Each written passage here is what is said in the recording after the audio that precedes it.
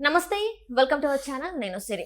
TDP నుంచి Kadapa ticket అయితే confirm చేశారు, అభ్యర్థిని కూడా చెప్పారు. అయితే ఇప్పుడు మళ్ళీ కొత్త పేరు తెర మీదకి వినిపిస్తుంది. ఇంతకప్ప ఎవరు ఆ క్యాండిడేట్ అనేది మనకి వివరించడానికి మనతో పాటు ఉన్నారు ప్రముఖ senior journalist, political analyst CS Rao garu. నమస్కారం. నమస్తే సిరి. సార్, ఇప్పటి వరకు చూస్తుంటే టీడీపీ నుంచి కడప అభ్యర్థిగా మనకి ఆల్రెడీ ప్రకటించేశారు. కానీ ఇప్పుడు మళ్ళీ తెర మీదకి ఇంకొక పేరు వినిపిస్తుంది. అది కూడా ఎవరు అంటే వివేకానంద గారి భార్య పేరు వినిపిస్తుంది. ఇందులో ఎంతవరకు వాస్తవం ఉంది? సో ఒకటేంటంటే వైనాట్ పులివెందులు అనేది తెలుగుదేశం పార్టీ యొక్క టార్గెట్. ఆ దిశగా అడుగులు వేస్తుంది ఆ పార్టీ. అలాగే ఆ పార్టీ అధినేత కూడా ఆ దిశగా వ్యూహాలు, ప్రతివ్యూహాలు, ఎత్తుగడలు వేస్తూ ఉన్నారు. దాంట్లో భాగంగా రకరకాల పరిణామాలను మనం చూస్తూ ఉన్నాం. రకరకాల రాజకీయాలను కూడా మనం చూస్తున్నాం. డాక్టర్ సునీతారెడ్డి, వివేకానంద రెడ్డి కుమార్తె, ఆవిడ చేసినటువంటి అభ్యర్థన మేరకు తెలుగుదేశం పార్టీ టికెట్ ఇవ్వడానికి రెడీ అయ్యింది. వివేకానంద రెడ్డి భార్య సౌభాగ్యమకి అనేది ఇప్పుడు లేటెస్ట్గా వినిపిస్తూ ఉంది. వాస్తవంగా తెలుగుదేశం పార్టీ ఫస్ట్ ఏమనుకుందంటే వాళ్ళ కుటుంబ వ్యవహారాలు, కుటుంబ వివాదాల్లో జోక్యం చేసుకోకూడదు అని చెప్పి అనుకుంది. కానీ సునీతారెడ్డి చేసినటువంటి ఒకే ఒక స్టేట్మెంటు చంద్రబాబు నాయుడిని ఆలోచనలో పడేసింది. ఏంటి ఆ స్టేట్మెంట్ అంటే, న్యాయస్థానాల్లో నాకు న్యాయం జరగలేదు కాబట్టి ప్రజాకోర్టులోనైనా న్యాయం జరుగుతుందని నేను భావిస్తున్నాను, కాబట్టి ప్రజాకోర్టుకు నేను వెళ్ళాలనుకుంటున్నానని చెప్పేసి ఆవిడ ఒక ప్రకటన చేశారు ఢిల్లీలో. అంటే న్యాయస్థానాల్లో సుదీర్ఘకాలం పాటు 2019 నుంచి పోరాడుతూనే ఉన్నారు సునీతారెడ్డి. న్యాయస్థానాల్లో న్యాయం జరగట్లేదు అనేటువంటి భావనలో ఆవిడ ఉన్నారు. కానీ న్యాయస్థానాల్లో పోరాడుతున్నారు. అంతిమంగా న్యాయస్థానంలో న్యాయం జరుగుతుందని చెప్పి భావిస్తున్నప్పుడు కూడా సుదీర్ఘమైనటువంటి ఈ మొత్తం పోరాటంలో ఇప్పటి వరకు ఎక్కడ కూడా న్యాయం జరగలేదు, న్యాయం కనిపించట్లేదు అనేటువంటి భావనలో ఆవిడ ఉన్నారు. అంటే అవినాష్ రెడ్డి వాళ్ళ తండ్రి చంపేశారు వివేకానంద రెడ్డి అని చెప్పి సిబిఐ చెప్తున్నప్పటికి కూడా వాళ్ళని అరెస్ట్ చేయట్లేదు, వాళ్ళని శిక్షించట్లేదు అనేటువంటి ఒపీనియన్ తోటి డాక్టర్ సునీతారెడ్డి ఉన్నారు. ఆ విషయాన్ని ప్రెస్ మీట్ రూపంలో ఢిల్లీ వేదికగా ఇటీవల బయటపెట్టినటువంటి అంశం మనందరికీ కూడా తెలిసిందే. అయితే ఇలాంటి సమయంలో ప్రజాక్షేత్రంలో నేను తేల్చుకుంటాను, ప్రజాక్షేత్రంలో నాకు న్యాయం జరుగుతుంది అని విశ్వసిస్తుంది డాక్టర్ సునీత. ప్రజాక్షేత్రం అనేది రాబోయేటువంటి ఎన్నికల్లోకి దిగటం, రాబోయేటువంటి ఎన్నికల్లో దిగి ఎన్నికల్లో పోటీ చేసి ప్రజల్ని కోరితే మా తండ్రిని చంపారు పలాని అవినాష్ రెడ్డి లేదంటే భాస్కర్ రెడ్డి, దీని అందరికీ తెర వెనుక కథ నడిపిందంతా జగన్మోహన్ రెడ్డి అని చెప్పేటువంటి ప్రయత్నం సునీత చేస్తూ ఉన్నారు. ఆల్రెడీ ఢిల్లీలో కూడా అదే చెప్పారు. సో జగన్మోహన్ రెడ్డికి తెలిసే ఇదంతా జరిగిందని ఆవిడ చేసినటువంటి ప్రధానమైనటువంటి ఆరోపణ. ఇదే అంశాన్ని ప్రజలకు చెప్పి రాబోయేటువంటి ఎన్నికల్లో ప్రజాక్షేత్రంలో గెలవాలి అనేటువంటి ఒక స్ట్రాంగ్ ఒపీనియన్ తోటి డాక్టర్ సునీత ఉన్నారు. ఈ విషయాన్ని తెలుగుదేశం పార్టీ దృష్టికి డాక్టర్ సునీతారెడ్డి తీసుకెళ్ళినట్టు తెలుస్తూ ఉంది. దాంతో పునరాలోచనలో పడినటువంటి చంద్రబాబు నాయుడు, తెలుగుదేశం పార్టీ అధినేత, కడప నుంచి ఎంపీగా సౌభాగ్యంని తెలుగుదేశం పార్టీ నుంచే పోటీ చేయించేటువంటి ఆలోచన చేస్తున్నారు. డాక్టర్ సునీతారెడ్డి ప్రతిపాదనను ఆయన సీరియస్గా పరిశీలిస్తున్నారు అనేటువంటిది మనకున్నటువంటి సమాచారం.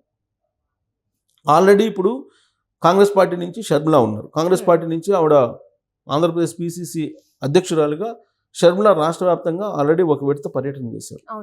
రెండో విడత పర్యటన కూడా సిద్ధమవుతున్నారు. సభలు కూడా పెడుతూ ఉన్నారు. మేనిఫెస్టోను కూడా అనౌన్స్ చేశారు. కొంత మేరకు వాళ్ళు మేనిఫెస్టోను అనౌన్స్ చేస్తున్నారు, ఇంకా కూడా కొంత అనౌన్స్ చేస్తున్నారు. రేపో మాపో రేవంత్ రెడ్డి కూడా వెళ్ళబోతున్నారు ఆంధ్రప్రదేశ్కి. వైజాగ్లో సమావేశం, ఆ వైజాగ్ సమావేశానికి ఆయన పార్టిసిపేట్ చేయబోతున్నారు. D K Shivakumar, Karnataka deputy CM, ఆయన అమరావతికి వచ్చి అమరావతి సభలో, కాంగ్రెస్ సభలో పార్టిసిపేట్ చేయబోతున్నారు. వీళ్ళందరూ ఈ సభలన్నీ కూడా ఒకటే లక్ష్యం. కాంగ్రెస్ పార్టీకి సంబంధించి షర్మిల చెప్తుంది ఒకటే, ఇప్పుడున్నటువంటి జగన్మోహన్ రెడ్డిని దించేయాలి.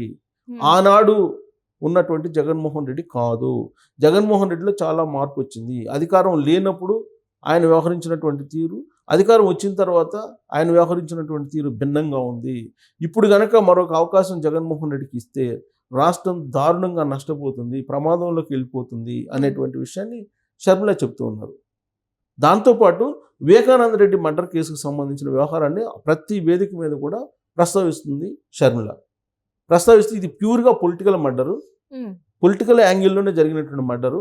దీని వెనుక జగన్మోహన్ రెడ్డి అనే టీం ఉన్నారు, అవినాష్ రెడ్డి, భాస్కర్ రెడ్డి వీళ్ళు ఉన్నారు అని ఆవిడ చెప్తున్నారు. సిబిఐ కూడా అదే నిర్ధారించింది. అయినా కానీ ఇంతకాలం పాటు ఎందుకు శిక్షించట్లేదు హంతకుల్ని అనేటువంటి ఒపీనియన్ వ్యక్తం చేస్తూ, ఇదేనా న్యాయం అంటే పవర్లో ఉన్న వాళ్ళకి ఒక న్యాయం, పవర్ లేకపోతే ఇంకొక న్యాయమా?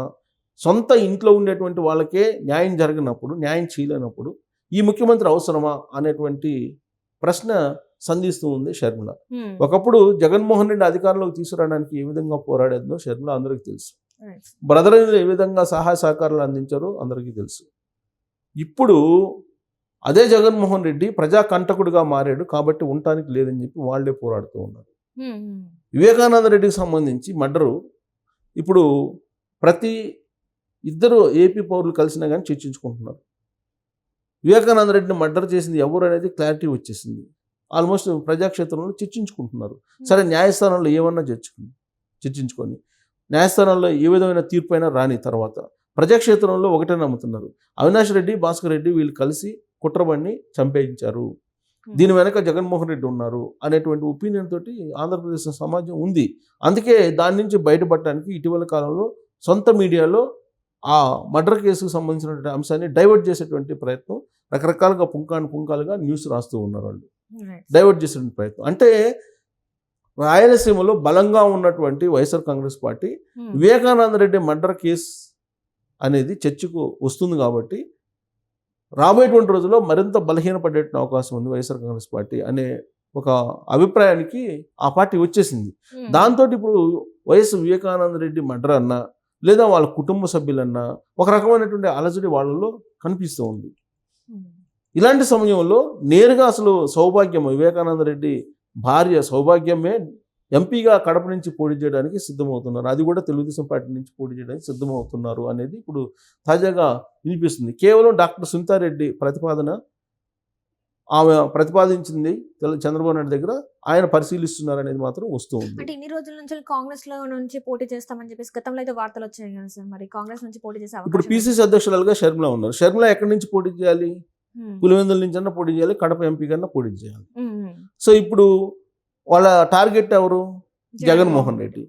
జగన్మోహన్ రెడ్డి ఉండటానికి లేదు అధికారంలో అనేది వాళ్ళ టార్గెట్. సో అప్పుడు పులివెందుల నుంచి షర్మిల పోటీ చేసింది ఎమ్మెల్యేగా, కడప ఎంపీగా వివేకానంద రెడ్డి భార్య సౌభాగ్యమా పోటీ చేస్తారు. వైఎస్ఆర్ కాంగ్రెస్ పార్టీ నుంచి జగన్మోహన్ రెడ్డి పోటీ చేస్తారు. అప్పుడు ప్రజలు ఎవరి వైపు ఉంటే వాళ్ళ వైపే.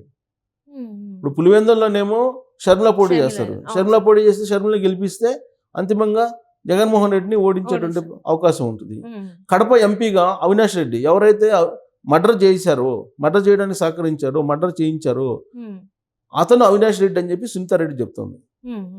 అవినాష్ రెడ్డి చేయించాడని చెప్తుంది. అందుకే అవినాష్ రెడ్డిని టార్గెట్గా చేసుకుని వాళ్ళు కడపలో ఎంపీగా పోటీ చేయాలని నిర్ణయం తీసుకున్నారు. అవినాష్ రెడ్డి మరొకసారి కడప ఎంపీగా పోటీ చేయబోతున్నాడు వైఎస్ఆర్ కాంగ్రెస్ పార్టీ నుంచి అనేది ఆ పార్టీ నుంచి అందుతున్నట్టు సమాచారం. ఎప్పుడైతే ఈ ఇన్ఫర్మేషన్ అందుకుందో డాక్టర్ సునీతారెడ్డి, అవినాష్ రెడ్డి ఎక్కడ పోటీ చేస్తే అక్కడ పోటీ చేసి అతన్ని ఓడించాలి ప్రజాక్షేత్రంలో. వివేకానంద రెడ్డి మర్డర్ చేయించడానికి కారకులు అతన్ని మర్డర్ చేసింది కూడా అతనికి అన్ని తెలిసి జరిగినాయి అని చెప్పి ఆవిడ నమ్ముతుంది. కాబట్టి అతన్ని ఓడించాలి, ప్రజాక్షేత్రంలో లేకుండా చేయాలి వీళ్ళని. ఒకవేళ ఇలానే వదిలిపెడితే కనుక వివేకానంద రెడ్డి మర్డర్ లాంటివి ఇంకా ఎన్నైనా జరగచ్చు అనేటువంటి ఆందోళన ఆమె వ్యక్తం చేస్తున్నారు. కాబట్టి ప్రజాక్షేత్రంలో వీళ్ళని లేకుండా చేయాలనేటువంటి కాన్సెప్ట్లో వెళ్తున్నటువంటి ఆవిడ అవినాష్ రెడ్డి ప్రధానంగా అవినాష్ రెడ్డి చంపించాడని నమ్ముతుంది ఆవిడ. అందుకే అవినాష్ రెడ్డిని ప్రజాక్షేత్రంలో ఓడించడానికి తన తల్లి సౌభాగ్యముని తెలుగుదేశం పార్టీ తరఫు నుంచి రంగంలో దింపాలనేటువంటి ఒక నిర్ణయం తీసుకుంది. పులివెందుల నుంచి షర్మిల అధికారులు ఆల్రెడీ కాంగ్రెస్ పార్టీ నుంచి ఆవిడ రంగంలో దిగేటువంటి అవకాశం ఉంది. అక్కడి నుంచి తెలుగుదేశం పార్టీ అభ్యర్థిగా బీటెక్ రవి ఆల్రెడీ పోటీ చేస్తారు. సో కాబట్టి ముక్కోణపు పోటీ ఈసారి పులివెందులో జరిగేటువంటి అవకాశం ఉంది. ఆ ముక్కోణ పోటీలో ఏదైనా జరగచ్చు. వైనాట్ పులివెందుల అనేటువంటి కాన్సెప్ట్తో తెలుగుదేశం పార్టీ మొదటి నుంచి వెళ్తుంది కాబట్టి దానికి అనుగుణమైనటువంటి పరిస్థితులు ఇప్పుడు కనిపిస్తూ ఉన్నాయి. పులివెందుల క్షేత్రస్థాయిలో, కడపలో కూడా అదే కనిపిస్తూ ఉన్నాయి. కాబట్టి ఈసారి జగన్మోహన్ రెడ్డి గెలుపు అనేది అంత ఈజీ అయితే కాదని చెప్పేసి మనం అనుకోవచ్చు. ఇంతకుముందు మెజారిటీ లెక్కేసుకునే వాళ్ళు, కానీ ఇప్పుడు అసలు ఆయన గెలిచే అవకాశం ఉందా లేదా అనేటువంటి పరిస్థితికి అక్కడ రాజకీయ వర్గాల్లో చర్చ జరిగేటువంటి సిచ్యువేషన్ వచ్చేసింది. దానికి బలం చేకూరలో ఇటీవల కాలంలో జగన్మోహన్ రెడ్డి పులివెందులు వెళ్ళినప్పుడు ఆయన మీద టమాటాలు రాళ్ళు వేయటం, ఆయన నిరసన వ్యక్తం చేయటం, ఇవన్నీ కూడా మనం చూసాం. సో కాబట్టి రాజకీయాల్లో ఏదైనా సాధ్యమే, సాధ్యం కాదంటూ ఏం లేదు. ఇంటర్వల్ లాంటి వాళ్ళే ఓడిపోయారు. జగన్మోహన్ రెడ్డి ఓడిపోవడం పెద్ద విచిత్రం ఏం కాదు. సో రాజకీయాల్లో ప్రజా తీర్పు, ప్రజలు తిరగబడితే ఎంత పెద్దవాళ్ళైనా ఇందిరాగాంధీ ఓడిపోయింది. సో కాబట్టి పెద్ద చిన్న టైం లేదు, ఇంకా ఆయన తిరుగులేదు అని చెప్పి అనుకుంటున్నాడు జగన్మోహన్ రెడ్డి. కానీ వివేకానంద రెడ్డి మర్డర్ అనేది ఆయన రాజకీయ పతనాన్ని చూస్తుంది అని సునీత చెప్తోంది, షర్మిల చెప్తోంది. Right sir. కాబట్టి వివేకానంద మర్డరు ఆయన రాజకీయ జీవితాన్ని తారుమారు చేయబోతుందని చెప్పి మనం విశ్లేషణ చేసుకోవచ్చు.